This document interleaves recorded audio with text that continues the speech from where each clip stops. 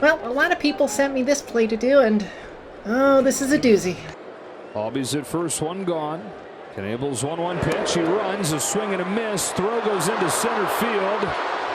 Albies didn't see it in time. But they're going to call Soler out and send Albies back to first. So back in 2017, we actually did analysis of a similar play that's going to be relevant here. It's the Blue Jays batter where you have two elements of interference, or quasi-interference as the case may be. You have the backswing contacting the catcher and the batter stepping out of the box. And the question is, which one is more important? If both of them happen, do we go with unintentional backswing contact, i.e. backswing interference as they call it in the book, or do we go with actual interference where the batter is out? And the answer to this is you take the more severe infraction, which is bona fide interference where the batter is declared out, dead ball, runner goes back to first, and that's the rule you go with.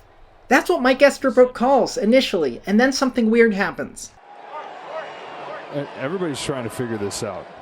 If you're ever wondering what base coaches do, this is an example.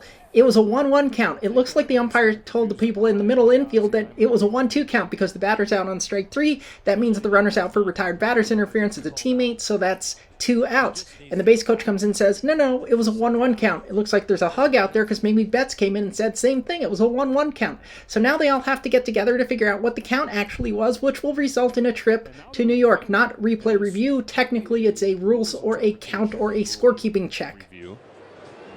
Rules interpretation review. So in this replay, watch your plate umpire. Estabrook has the mechanic, has the call.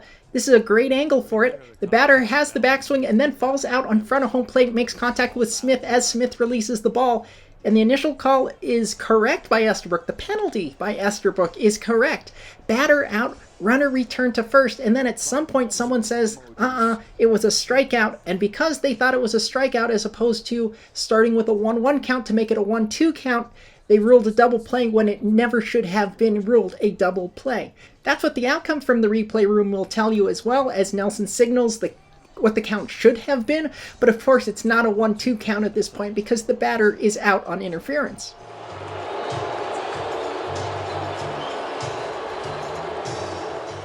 Like, I totally get what Nelson is signaling. Nelson is signaling what the count would have been if the strike counted. But at the same time, we're not mic'd up, so it's a little confusing because, no, we're not going to continue with the 1-2 count. We're continuing with the batter being out. So as the ball goes into center field, there's Estabrook with great mechanics. The batter is out, and the runner has to go back to first base. Time has been called, and then at some point, someone is convinced it's a strikeout, which is just not the correct thing here. Saying that there was interference and Albies has to go back.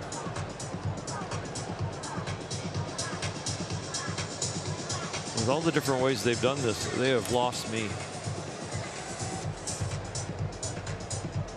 This is like a movie that has a twist to it, and you're like, oh, this is cool, this is going to be good. And then they go somewhere where you're like, okay, now I have no idea what's happening. I don't like this movie anymore. Too many twists have happened. And Mookie and Albies are trying to talk themselves through what's going on.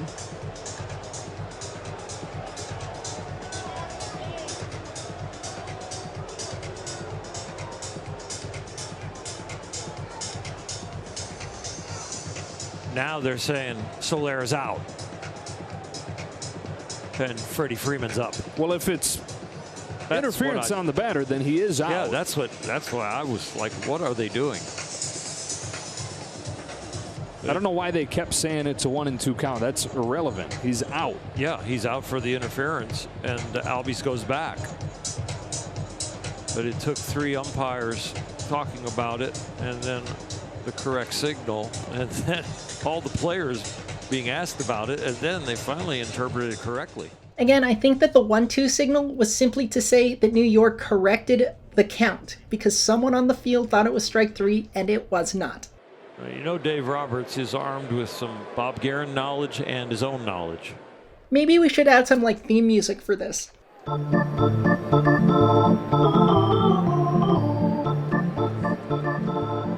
Corey Knebel during this discussion needs to make sure he is ready, because Freddie Freeman is the kind of guy that will attack on the very first pitch.